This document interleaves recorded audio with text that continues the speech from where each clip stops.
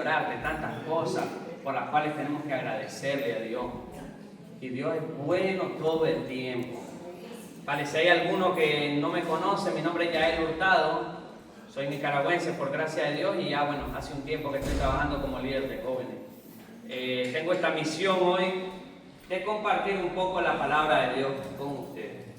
Pero para empezar, vamos a hacer esta declaración de fe, creyendo que nosotros somos algo especial para el Señor. Y yo quiero que usted ponga su mano derecha en su corazón y lo diga conmigo. Yo soy linaje escogido, real sacerdocio, nación santa, pueblo adquirido por Dios, para anunciar las virtudes de aquel que me llamó de las tinieblas a su luz admirable.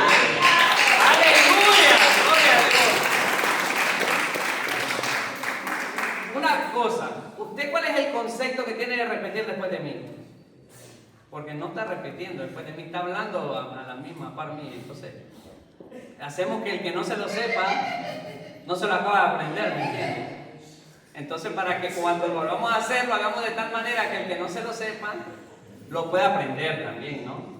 Yo sé que hay algunos que no saben muy bien el versículo, pero también para que compartamos con los hermanos. Yo siempre digo, yo soy una especie en peligro de extinción. Yo eso es lo que me considero. Porque el hecho de que usted y yo seamos un linaje escogido, que seamos nación santa, hermano, eso no es cualquier cosa. Eso no es cualquier cosa. Y si usted supiera, hermano, quién está aquí, es que usted lo invita a comer a su casa. Se lo aseguro. Porque es que yo no soy cualquier cosa.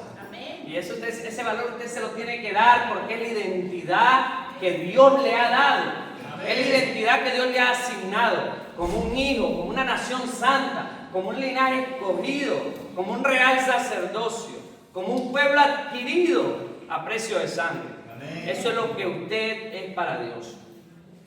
Yo quería compartir esta mañana esta palabra y siendo sincero, ¿cuántos de los que están aquí alguna vez han visto una película basada en una guerra? En una guerra, Segunda Guerra Mundial o Primera Guerra Mundial o incluso una hipotética Tercera Guerra Mundial. ¿Cuántos han visto una película de así, de guerra? Amén. Gloria a Dios por esas tres personas que son sinceras consigo mismos. Y algunos también hasta degustan de este tipo de películas. Yo estaba leyendo un poco sobre algo que pasó en la Segunda Guerra Mundial. En la Segunda Guerra Mundial, como bien saben, fue algo que impulsó Alemania a través de Hitler, Adolfo Hitler, y queriendo imponer a lo que eran los nazis, ¿no? Esa ideología de nazi.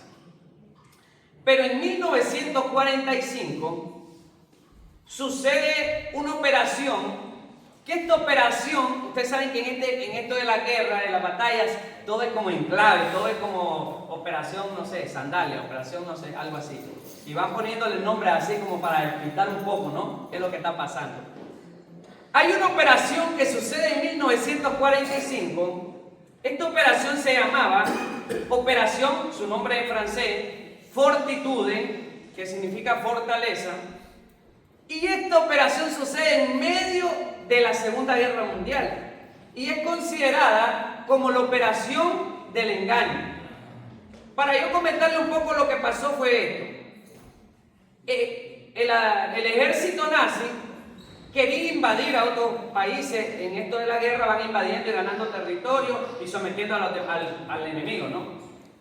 El contrincante, en este caso que era Estados Unidos, Reino Unido, Gran Bretaña y eso, formularon un plan de que crearon un ejército fantasma. ¿Sabe qué hicieron? Agarraron tanques que eran inflables, hinchables, tanques de esos de guerra, y hincharon un montón de tanques ahí. Agarraron aviones que eran hinchables. Agarraron hicieron unos campamentos y montaron aquel ejército tan grande, pero la verdad que era de mentira, no había nadie, todo era inflado, todo era como cuando usted infla una goma para ir a tirarse allá al río, ¿no? Todo era así, todo era de aire. Pero el ejército nazi creyó y tuvo miedo a esto. ¿Y qué pasó? Mientras ellos estaban concentrados en esto, por la espalda, por la retaguardia, atacó el verdadero ejército y les derrotó. Y esto marcó como el principio de la debacle de los nazis. Esto marcó como el antes y el después en medio de la guerra. A partir de ahí los nazis se debilitaron tanto hasta que perdieron la guerra. Y el éxito de esta derrota fue que habían tanques, aviones, paracaídas, campamentos que no existían, eran todo mentiras, todo era una imagen, hay un parapleto. De hecho, todo esto lo montó alguien que trabajaba en la industria del cine. Montó tal escenografía que el ejército contrincante creyó que eso era real. En la Biblia hay muchas estrategias que Dios le da al pueblo de Israel para ganar ciertas batallas. Y las estrategias que Dios le da no siempre son las estrategias más lógicas. ¿A qué me refiero?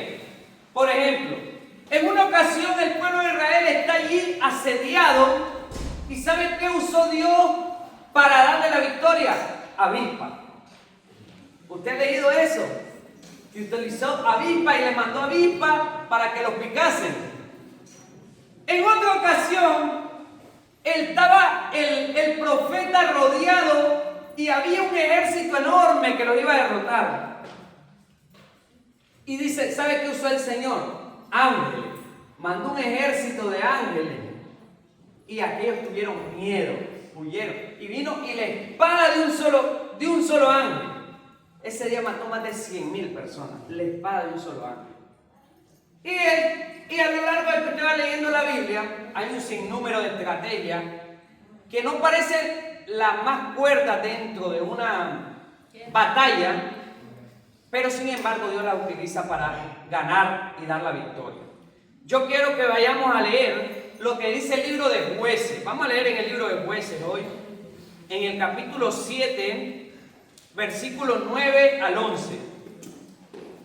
Y luego se queda ahí mismo usted en Jueces 7 y leemos luego del 20 al 22. Leemos Jueces, capítulo 7, versículos 9 y 11, y luego nos saltamos al 20-22. Y si usted lo encuentra, grite, diga amén, ay, haga algo, no sé, para entender de que ya está allí. Amén. Pues leo la palabra de Dios. Dice, Jueces 7, versículos 9 al 11. Aconteció que aquella noche Jehová le dijo, levántate y desciende al campamento, porque yo los he entregado en tu mano. Y si tienes temor de descender, baja tú con Fura, tu criado. No es furia, es Fura. Y oirás lo que hablan, y entonces tus manos se esforzarán y descenderás al campamento. Y él descendió con Fura, su criado, hasta los puestos avanzados de la gente armada que estaba en el campamento. Vamos al versículo 20 ahora. Y los 3 escuadrones tocaron las trompetas. Escuchen lo que hicieron esta gente para ganar una batalla. Y los 3 escuadrones tocaron las trompetas y quebraron los cántaros que debían tomar en la mano izquierda con las teas.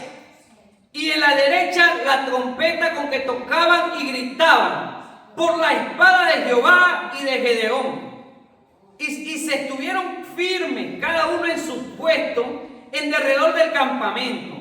Entonces el ejército enemigo echó a correr dando gritos y huyendo. Y los 300 tocaban las trompetas. Y Jehová puso la espada de cada uno de los enemigos en contra de su compañero en todo el campamento. Y el ejército huyó hasta Bet-Sita en dirección de Serera y hasta la frontera de Abel Meola en Tabar. Amén. Gloria a Dios. Puede sentarse. Hemos acabado de leer un extracto de una de las mayores victorias registradas en la historia de la Biblia. En la cronología bíblica hemos acabado de leer algo que no tiene un precedente. Hemos acabado de leer la historia de Gedeón. Gedeón fue un hombre que Dios levantó en un momento muy difícil de la historia del pueblo de Israel para darle la victoria. Yo más o menos le cuento qué es lo que pasaba con Gedeón. Gedeón tenía que ir a pelear una batalla. E inicialmente Gedeón llevaba, escuche la cifra, inicialmente llevaba 32,000 soldados. Escuche bien, él llevaba 32,000 soldados. El ejército enemigo, ¿sabe de cuántos soldados eran? 135,000. Los madianitas, 135,000 y él llevaba 32,000. Llevaba como una quinta parte, ¿no? Más o menos de lo que tenía que ir a pelear. Pero si no fuera eso suficiente, que ya tenía poca gente, el Señor le dice a Gedeón, está llevando mucha gente.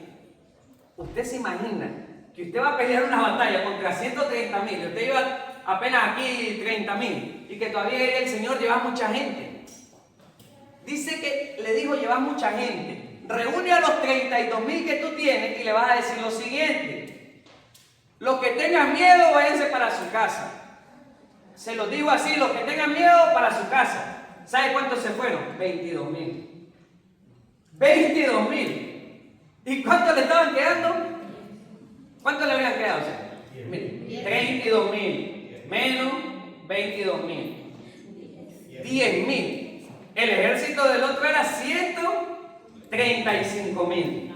Y él ya tenía 10,000. Ahora ya no tenía una quinta parte, ahora tenía como un décimo. Como un décimo comparado al otro ejército. Pero por si fuera suficiente, le dice Dios, lleva mucha gente. Ay, Dios mío, santo. ¿Usted considera que ir a pelear contra 135,000, yo llevo 10,000 y es mucha gente? ¿Y sabe qué le digo? Llévalos a todos al río y mira lo siguiente: el que se arrodilla a tomar y lleve la mano, ese lo hace a un lado. El que esté con la espada y lamiendo el agua, lo hace a otro lado. ¿Sabe cuánto le quedaron? 300. Y de los 10,000, 9,700 fueron descartados. Y quedaron 300 más él, 301. Eran 301 personas versus 135,000 de los madianitas. Yo creo que igual de aquí se inspiró esa película famosa de 300, ¿no? Porque es que no hay un precedente para esto. Usted se imagina,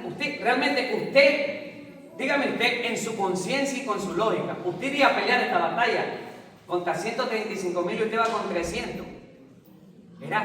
Las de perder allí eran, hermano, si usted tenía que apostar, usted no le iba a apostar ahí a ganar.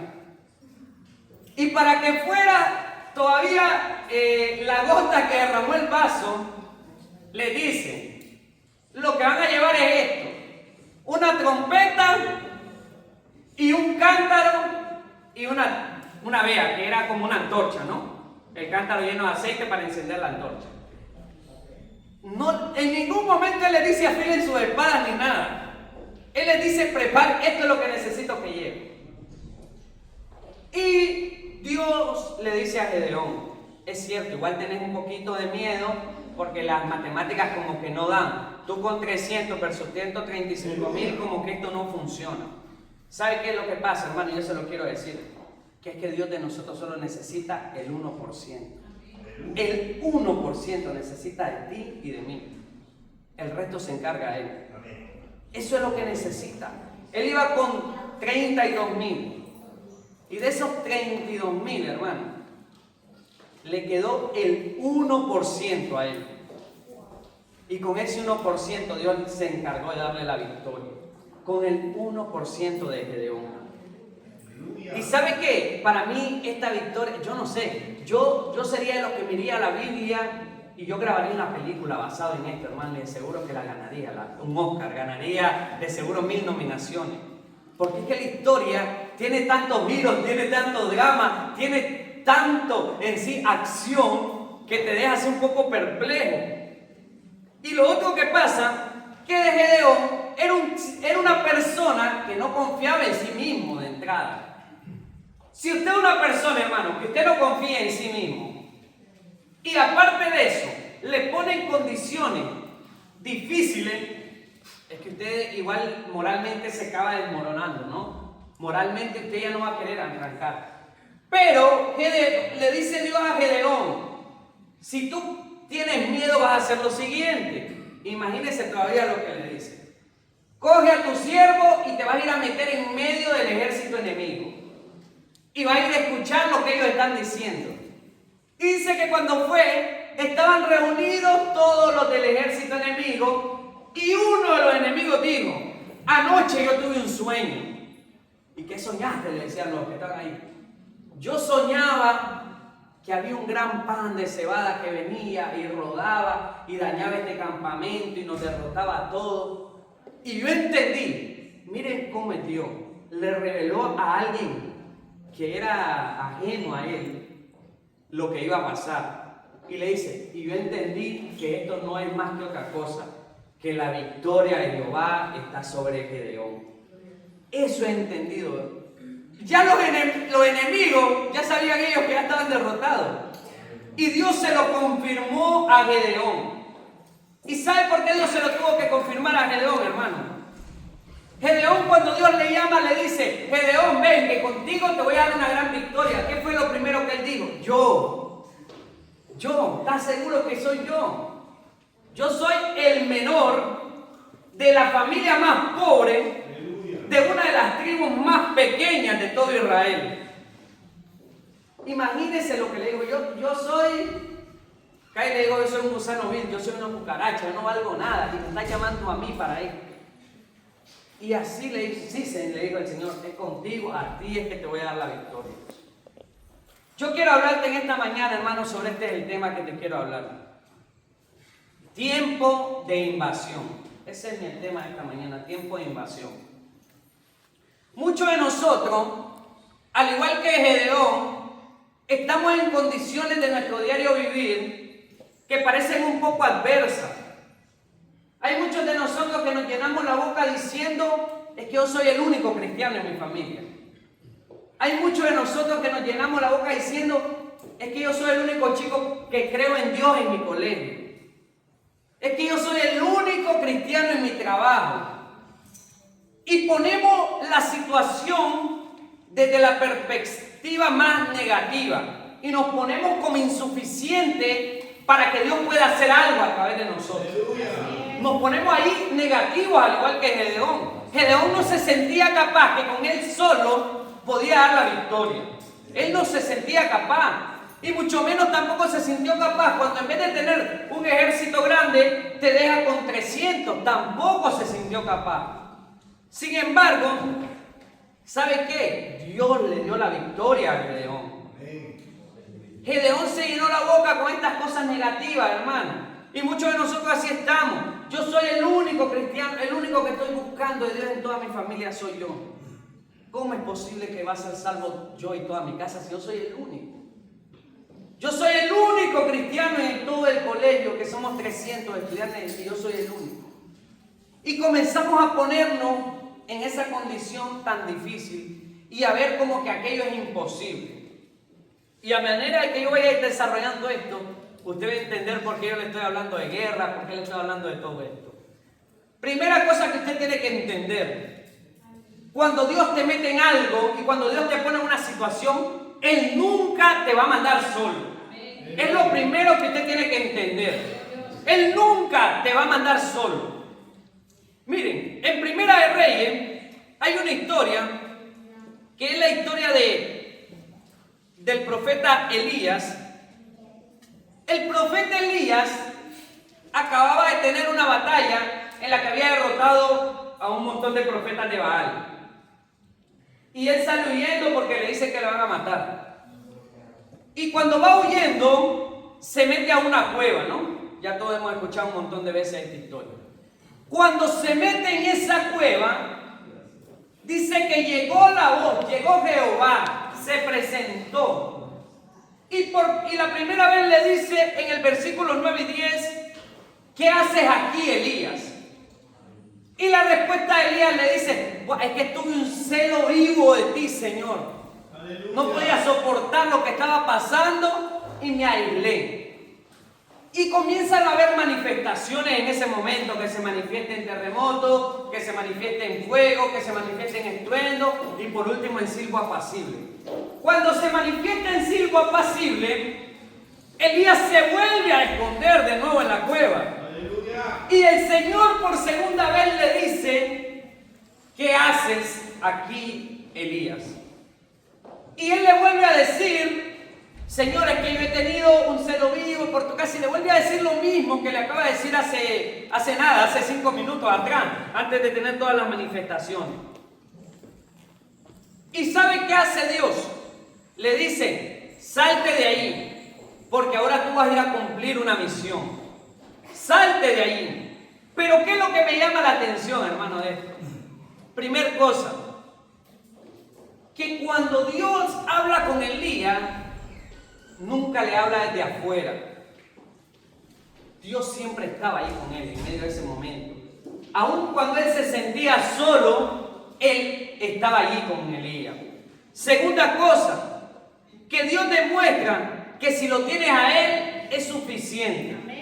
Yo preguntaba y le decía al Señor esta semana: Señor, pero si tú no estabas en medio de la tormenta, si tú no estabas en medio de los estruendos, si tú no estabas en medio de todo eso, ¿qué querías demostrarle a Elías? ¿Sabe qué quería demostrarle a Elías? Que él era capaz de generar todo eso. Que el poder de él era suficiente. Que él se podía manifestar de 1000 maneras. Porque dice la Escritura que Jehová hizo que ocurriera todas esas cosas. Y le estaba diciendo a Elías: Elías, es que si tú te sientes solo, yo soy Jehová que hago caer fuego. Yo soy Jehová que hago caer estruendo. Yo soy Jehová que hago caer lluvia. ¿Acaso no te es suficiente eso? Tú no vas a ir solo a pelear esta batalla, le está diciendo. Y Elías dice: es que yo soy el último, solo yo he quedado, le dice. Él se sentía, al igual que Gedeón, incapaz, impotente. Se sentía, hermano, que con él no era suficiente. Aleluya. Pero él no entendía de que si tenemos a Dios, lo tenemos todo, hermano. Que si lo tenemos a Dios es más que suficiente. Que si usted es el único cristiano en su colegio y lo tiene a Dios, eso ya usted ya tiene la victoria ganada, hermano. Para usted eso es más que suficiente. Y seguimos leyendo la historia de Elías, y lo que hace primero Dios le dice a Elías: salte de allí, y lo que vas a ir a hacer es esto. De entrada, va a ir a ungir a estas 3 personas. Y entre esas 3 personas ungió a 2 reyes y al que iba a ser su sucesor, a Eliseo. Cuando Dios te manda, nunca te manda solo. Y Él también te usa para levantar a otros. Quizás tú estás en medio de tu familia sintiéndote que eres el único que estás solo. Dios te mandó ahí para levantar a otros. Quizás tú ahí estás en medio del colegio sintiendo que eres el único cristiano. Dios te mandó ahí para levantar a otros también. Porque si lo tienes a Él es suficiente, hermano. Si lo tienes a Él no necesitas nada ni a nadie más. No necesitas a nada ni a nadie más. Yo siempre he pensado esto. Es bueno que usted y yo oremos por un empleo, un colegio, un lugar o lo que sea, donde seamos bendecidos. Pero yo quiero desafiarlo hoy en esta mañana a que usted cambie un poquito esa oración y que deje de decirle: Señor, llévame un empleo donde yo sea bendecido. Y usted lo va a cambiar de esta manera y decirle: Señor, llévame a un empleo donde yo pueda ser de bendición. Llévame a un empleo donde yo pueda provocar algo. Llévame allí a un colegio, Señor, donde no haya cristianos. Yo quiero ser esa luz, Padre. Porque qué bonito es, hermano, brillar cuando en medio de que todo brilla, ¿no? Qué bonito es sentirte bendecido cuando trabajas solo con gente cristiana. Y no digo que no aspiremos a esas cosas. Gloria a Dios, si se nos da. Pero qué mejor sería, hermano, que Dios nos lleve a esas situaciones incómodas, donde podamos provocar un cambio, donde podamos ser de bendición para aquellos que no lo conocen. Dios, hermano, te tiene que sacar de tu comodidad. Dios te saca de tu sitio, te saca de tu confort. Dios te saca de tu país, te saca de tu familia. Dios te desarraiga de ahí y te mueve para otro lado. Amén. Gloria a Dios. miren, cuando yo tengo un pensamiento, que igual lo cambié hace 3 o 4 años, y mi pensamiento era este. Yo nunca en la vida pensé emigrar, ni quise emigrar. Nunca, nunca. En mi vida nunca, mi sueño nunca pasó por yo ir a conocer, si iba a conocer otro país quizás por aventura o por cosas de hobby, ¿no? O algo así. Pero nunca yo irme a establecer a un lado. Porque yo voy a decir tenía, que igual no sé si hay que mantener el pensamiento, este pensamiento de decir, pero es que ¿para qué yo voy a emigrar buscando una bendición en otro país, llámese que se llame España, Estados Unidos? Si yo considero y creo que el mismo Dios de Estados Unidos es el mismo Dios de Nicaragua, decía yo en ese caso, ¿no? Que soy de Nicaragua. Y si Dios me puede bendecir en Estados Unidos como me puede bendecir aquí en Nicaragua. Estaba yo encerrado así, ¿no? En ese pensamiento. Entonces, ¿yo por qué tengo que ir a buscar una bendición, hablando de una bendición material, ¿no? Una bendición económica a otro país? Porque muchos de nosotros, yo creo que todos, hemos emigrado o nos movemos de un sitio. No emigrar solamente de país a país, a veces emigramos de ciudad a ciudad, emigramos de barrio, emigramos de empleo, emigramos de muchas cosas, por buscar una mejor condición económica, ¿o no? ¿O quién ha venido aquí porque nada, le parecía bien venir a comer patata a la riojana y quería venir? La verdad que no. Entonces yo pensaba así, decía, Señor, pero es que tú eres el mismo Dios de España, eres el mismo Dios de aquí en Nicaragua. Y lo que tú me puedes dar en España, me lo puedes dar aquí en Nicaragua. Y tenía ese pensamiento. Pero cuando el Señor me mete en un montón de circunstancias de que me lleva para otro país antes de este y luego me trae para acá, yo me tengo que sentar un momento y replantearme y decirle, Señor, ¿a qué me trajiste aquí? Porque ahora entiendo que es que Él no piensa a como yo pienso. Ahora yo entiendo que Él no actúa a como yo actuaría. Porque dice la palabra que sus caminos son más grandes que mis caminos, sus pensamientos son más altos que mis pensamientos. Y cuando yo comienzo a replantearme esto, yo entiendo que hay un propósito mucho más grande que el que yo pensaba. ¡Aleluya! Y aquí va lo que les quería decir. Porque este mensaje se llama Tiempo de Invasión.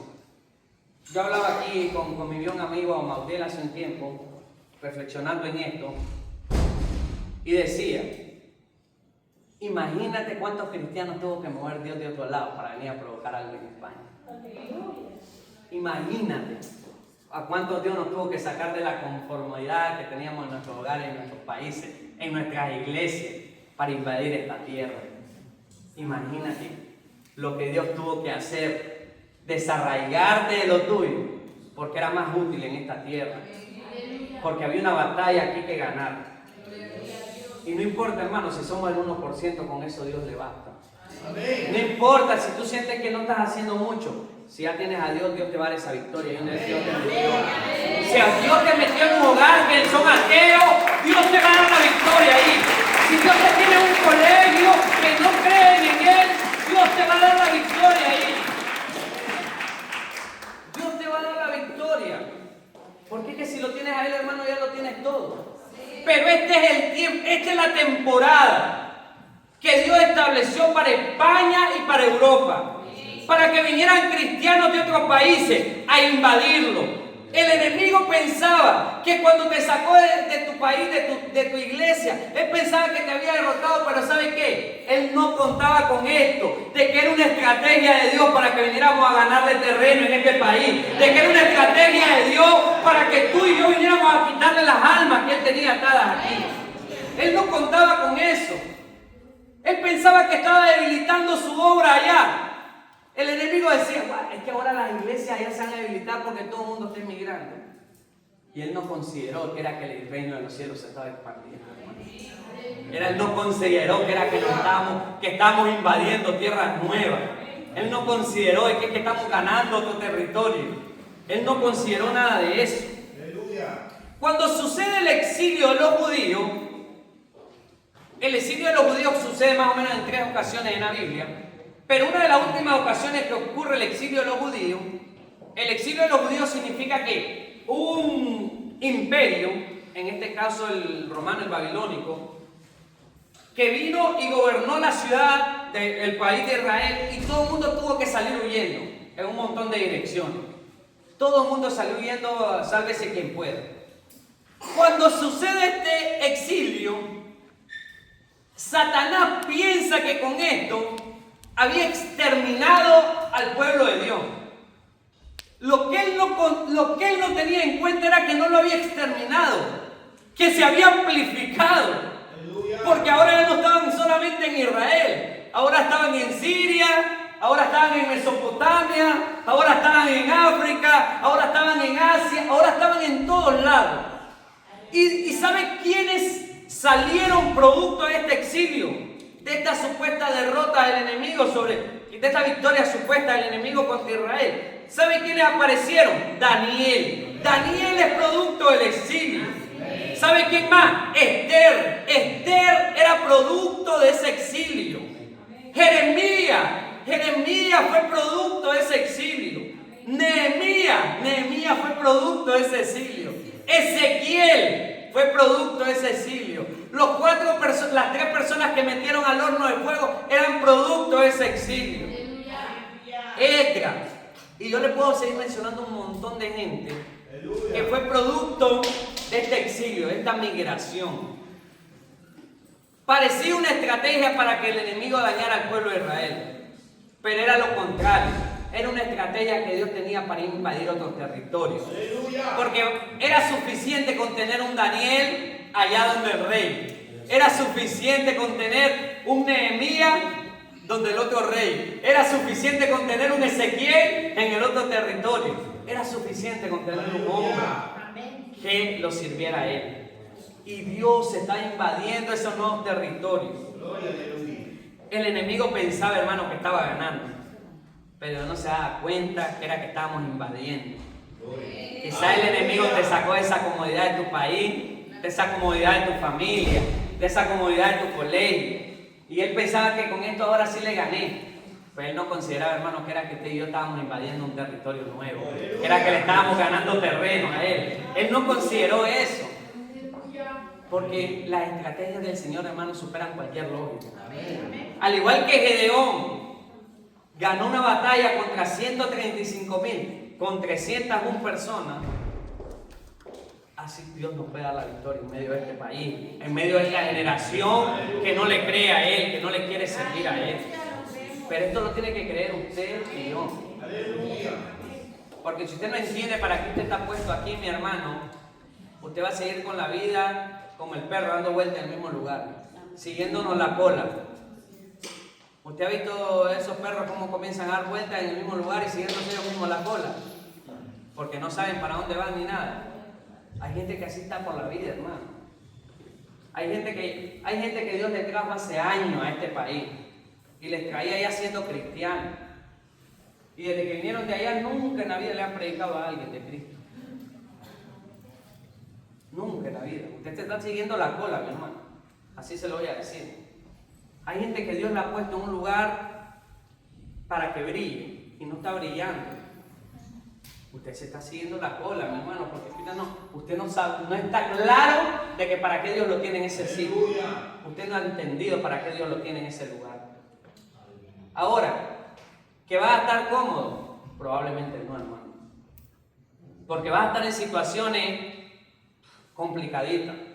Va a estar ante panoramas que parecen imposibles. Porque no es fácil pararse en una universidad y decir, yo soy cristiano, y nadie me mueve mis convicciones cuando te quieren enseñar otra cosa, o cuando estás llevando una materia que significa a veces negarte a tus propias convicciones, a tu propia fe. No es fácil. No es fácil pararte en medio de esta generación y decirle, yo creo que solo existe hombre y mujer, en medio de una generación que cree que hay 32 o 30 y no sé cuántos géneros. No es fácil, pero para eso es que Dios nos trajo. Para invadir, para ganar territorio, mi hermano. Porque este territorio no se iba a ganar con gente que estuviera metida en el mismo asunto. Teníamos que venir otro, que estuviéramos con una mentalidad fresca y nueva. para ganar este terreno. Si Dios te movió donde te tuvo que mover, de Colombia, de República Dominicana, de Bolivia, donde Dios te haya tenido que mover, tú venías con un propósito físico, pero Dios también tenía un propósito espiritual contigo, hermano. Ese propósito se va a cumplir sí o sí. Nada ni nadie se va a poder detener, hermano, ese propósito que Dios tiene contigo. Mire, le quiero leer esto. Ya casi con esto vamos a ir acabando. Escuchen lo que dice el libro de Mateo, en el capítulo 10, versículo 16 al 20. He aquí, yo os envío como ovejas en medio de los lobos. Sed pues prudentes como serpientes y sencillos como palomas. Y guardaos de los hombres, porque os entregarán en los concilios, en sus sinagogas os azotarán. Y aún ante gobernantes y reyes seréis llevados por causa de mí, para testimonio a ellos y a los gentiles. Mas cuando os entreguen, y aquí es lo que Dios te quiere decir, mas cuando os entreguen, mas cuando te metan en esas situaciones incómodas en medio del lugar donde tú estés, más cuando te quieran avergonzar porque tú dices que solo hay dos géneros, más cuando te quieran avergonzar porque tú dices que Cristo vive y que Él es real, que sale y que salva, más cuando quieran hacer eso, no os preocupéis por cómo, o qué vas a tener que hablar, porque en aquella hora os será dada lo que tenéis que hablar, dice el Señor, porque no sois vosotros los que vais a hablar, sino el Espíritu de vuestro Padre que habla entre vosotros. No tengas miedo de meterte en situaciones incómodas por defender aquello que tú sabes que es real y verdadero. No tengas miedo, hermano. No tengas miedo de tener una discusión o una conversación con alguien que asegura ser agnóstico o ateo. No tengas miedo. No tenga miedo de que a usted lo quieran avergonzar porque creen que usted cree en un cuento de hadas, que cree en un libro que solo tiene historia. No tenga miedo. ¿Sabe por qué? Porque en ese momento usted no va a hablar. Va a hablar el Espíritu Santo a través de usted y le va a dar la victoria, porque va a poner palabras para llegar y confrontar el corazón de esas personas. Tú tienes que entender, hermano, que tú no estás aquí por casualidad. Tampoco estamos aquí por castigo. Hay gente que ha pensado, yo no sé ni para qué me vine a España a sufrir, a pasarla mal, a aguantar de todo, a aguantar vergüenza, que me humillaran, a aguantar hambre, a aguantar esto, a aguantar lo otro. Yo no sé para qué me cambié de trabajo, si en el otro trabajo estaba mejor y ahora estoy en este trabajo que solo discutiendo paso con mi jefe. Yo no sé para qué estoy aquí. Yo te quiero decir algo, hermano. Donde Dios te tiene. Donde Dios te tiene, yo no sé dónde Dios te tiene, tú lo sabrás, pero ahí donde Dios te tiene, estás con propósito. Ahí donde Dios te tiene, tienes un objetivo por cumplir. Y el primer objetivo es que tú estás llegando ahí para ganar territorio nuevo. El primer objetivo que tú estás ahí es para decir, esta casa también es casa de salvación. El primer objetivo para que estás ahí es para decirle, estos van a escuchar que existe un Dios que es verdadero y real. ¿Sabe qué? Él nos está llamando a algo en esta temporada. Y es la temporada en que tenemos que invadir terreno nuevo. No tengas miedo, hermano. Si eres tú solo contra mí, ya te dije, el Señor no necesita nada más. Contigo es suficiente. No tengas miedo, mi hermano.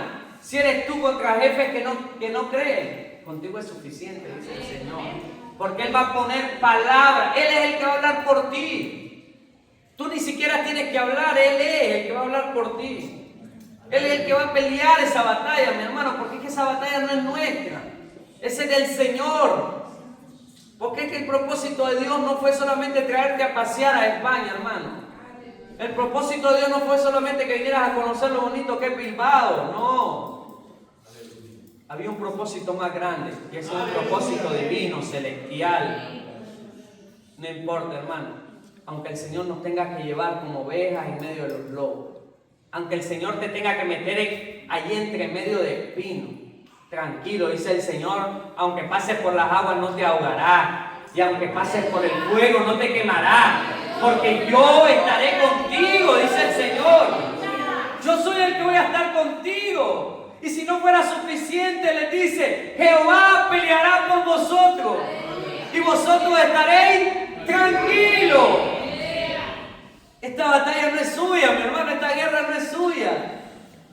Si Dios te metió en algo incómodo, eso no es porque usted lo esté castigando. Créame que es que porque usted es un soldado del reino y Dios lo está escogiendo para algo grande. Dios lo está escogiendo para algo especial, mi hermano. Usted está llamado para ser luz y sal en este mundo. Y no deje que nadie apague su luz, ni nadie quite el sabor que ya usted tiene. No puede dejar, hermano. Esta es la temporada de invadir, iglesia. Esta es la temporada de ganar nuevo terreno. Y no tengas miedo a hablar. Porque a veces es cierto que hay gente que dice, es que es complicado decir, soy cristiano en medio de mi trabajo, si ahí no creen y se van a burlar de mí. Da igual, mi hermano. Da igual. Si tu familia te va a llamar loco porque tú vienes a la iglesia y te llamas cristiano, da igual, mi hermano. Dios ahí te metió para ganar ese terreno, para ganar esa familia, para Él. Dios ahí te metió para que hagas algo nuevo. Yo quiero que se ponga sobre sus pies. Vamos a orar. Vamos a orar y decirle al Señor, Señor, ayúdame a hacer esa luz, esa sal. Señor, ayúdame a mantener mis convicciones firmes, Padre. Que nada ni nadie me